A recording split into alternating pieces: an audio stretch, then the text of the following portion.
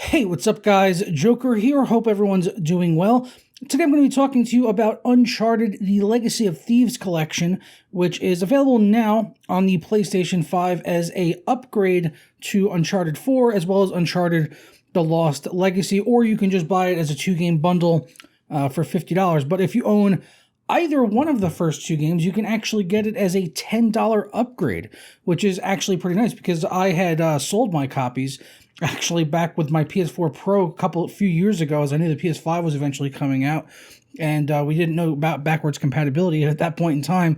But thankfully, I was actually able to grab a used copy of Uncharted 4 at a local GameStop for just $9. So I was actually pretty psyched about that because you don't even need to own Lost Legacy to get the $10 upgrade. So I got the game for $9 used at GameStop, and then this morning I was able to just pay a $10 upgrade fee and get both games on the Uncharted Legacy of Thieves collection, for $10. Not too shabby. So I was pretty happy with that, considering I had sold the games. Like I said, sold the games a few years ago.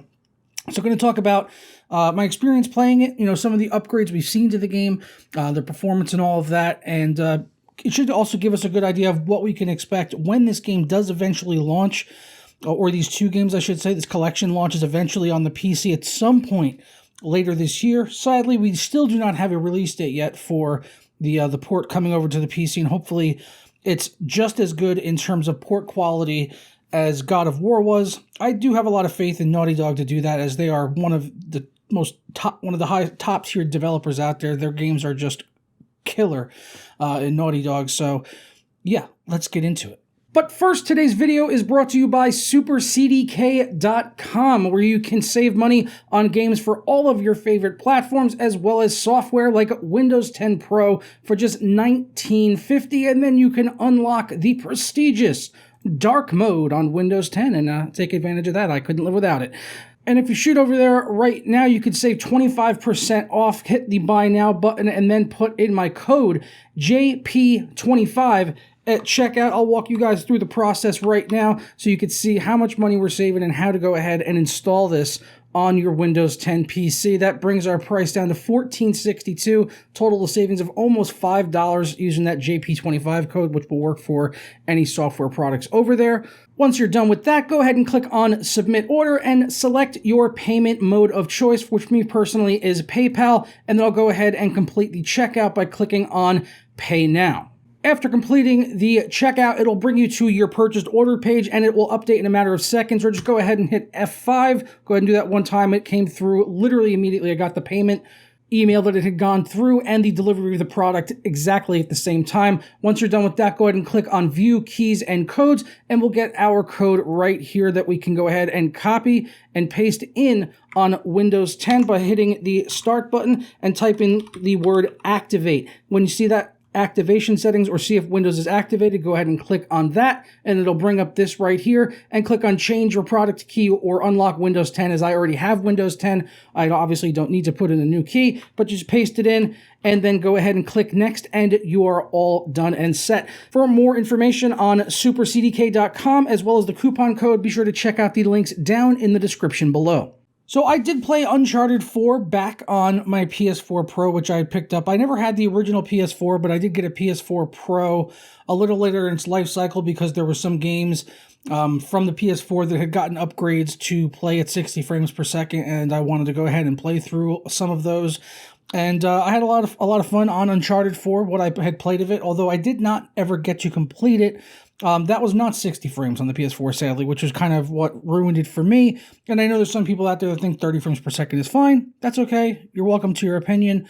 For me, I just have a hard time playing mini games at 30 frames per second. I do make concessions every once in a while on there, like I did for Red Dead Redemption 2, and as well as the Spider-Man game.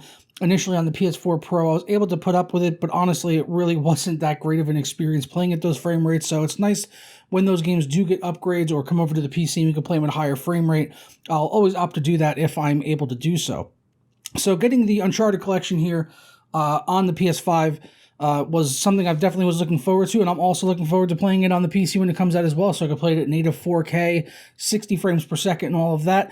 There are a few different modes on the PS5 version of Uncharted 4 as well as Lost Legacy, part of the collection. You can play at full 4K native, and get 30 frames per second locked. So unfortunate that it's not like a dynamic, 4K, maintaining mostly 60 frames per second. I would have liked to have seen them do some type of dynamic resolution scaling above 1440p for a higher frame rate, but they did not do that here. There is a performance mode, which plays the game at 1440p, and it does seem to get a locked 60 frames per second. You might see a couple dips here or there, down like 59-ish, but, for the most part, it's going to be running smooth 60 frames per second and good frame pacing.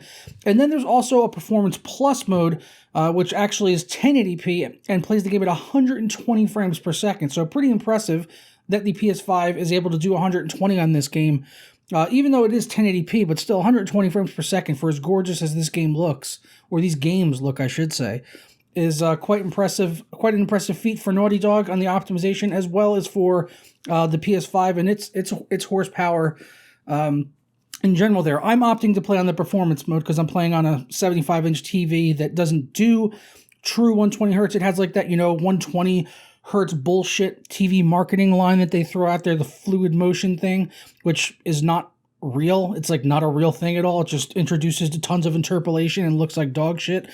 So I'm playing at the 1440p 60 FPS mode, even though it's a 4K TV. It still looks very, very good, very crisp. I really have no problem playing games on PS5 that are like 1440p and sub 4K. It's fine for me on a TV sitting about 10 to 12 feet back away from the screen, even on a 75-inch TV. Not that big of a deal to me. But as I said previously, I'd be lying if I didn't hope that it had some sort of dynamic resolution scaling. I think that would have been an optimal choice to have something that's sort of, shifted between like maybe 1440p and 1800p, or maybe even try to hit 4K if it's possible, but maybe mostly play at 1440p. There's only a couple of times here or there where I kind of noticed maybe some of the anti-aliasing issues with like the hair. There was some shimmering in like one scene with Nate and Sam, but honestly, outside of that, it still looks really good, and they have actually made some other enhancements to the game as well. There's been some adjustments to the brightness and contrast, level of detail, and draw distances have all been improved quite a bit.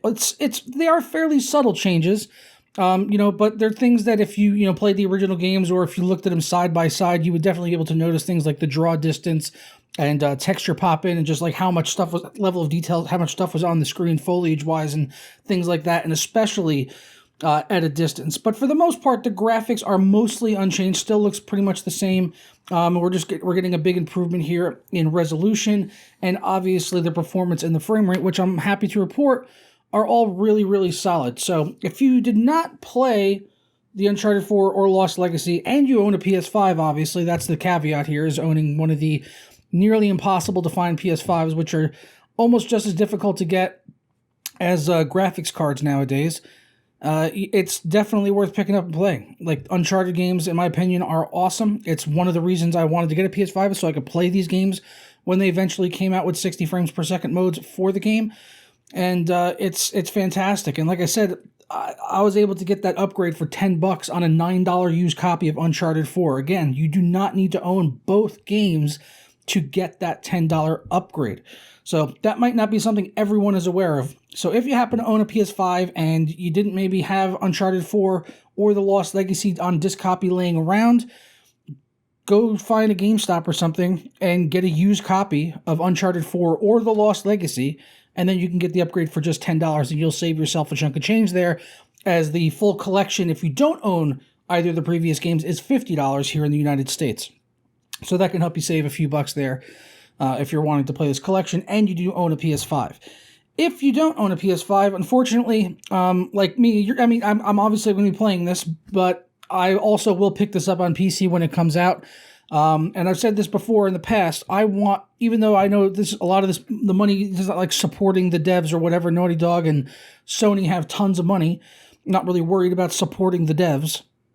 But when this comes out on PC, if I don't get a code, I'll certainly pick it up, because I want the devs and Sony to know that PC gamers are willing to go out and buy these games, so that they'll bring more titles like this to the PC in the future. And I recently saw that the God of War PC port had sold over at least 1 million copies, and that was like just on Steam. They had numbers from Steam that had sold over 1 million but it is also available on some other platforms. I believe it's on Epic. It might be on some other stores as well. I'm not too sure about that, but it's definitely on Epic, and it's definitely on Steam. And the reports on it had said on Steam alone, it had sold over 1 million copies, and the PC port quality for that was impeccable. I did a video on that. If you missed it, definitely go back and check it out. And yeah, Uncharted Legacy of Thieves collection out now for the PS5. Check it out if you haven't already. Just me kind of gushing over Uncharted games. Love Naughty Dog titles. Also love Insomniac titles. I know they're not related in any way whatsoever, apart from they both produce games primarily just for the PlayStation platform. But that's kind of why I own a PS5, is because their exclusives, in particular from those two developers, but other ones out there as well, are just always top notch. I mean, like last year we had, from Insomniac alone, we had the Miles Morales, we had Ratchet and Clank. I'm sure there'll be another future Spider-Man title coming out, which I believe that was already confirmed. Last of Us 2 got an upgrade for the PS5, also incredible. So those are just like, honestly, like Naughty Dog and Insomniac are like two of my favorite devs out there. And it is unfortunate that they primarily produce games only for the Sony PlayStation. But it's also good at this point in time that they are starting to bring exclusives over to the PC. And hopefully we'll get to see some Insomniac titles coming over as well. Maybe Spider-Man, maybe Ratchet and Clank. I don't think anytime soon we'll be seeing Sony bringing the PlayStation exclusives to the PC right alongside their console launches. We're seeing Microsoft do that. Obviously, they've been doing it for a few years now, but I still think we're a ways away from Sony jumping in that far. I still think they kind of need the that exclusive advantage to having stuff on the platform, so that people will pick it up on the PlayStation. And then when that's sort of run its course and they've milked it for the most that they can, then they'll bring it over to the PC. So sadly, PC gamers have to wait, but at least you can know now that, at least these games will very likely soon come to the PC, or at some point will come to the PC. So compared to what we had just a few years ago, where there was no hope in sight of seeing some of these titles on the PC platform, now that is starting to happen, and it is an exciting time to be a PC gamer. And yeah, great games on the PS5. Check it out, and I'll catch you guys next time. Ta-ra.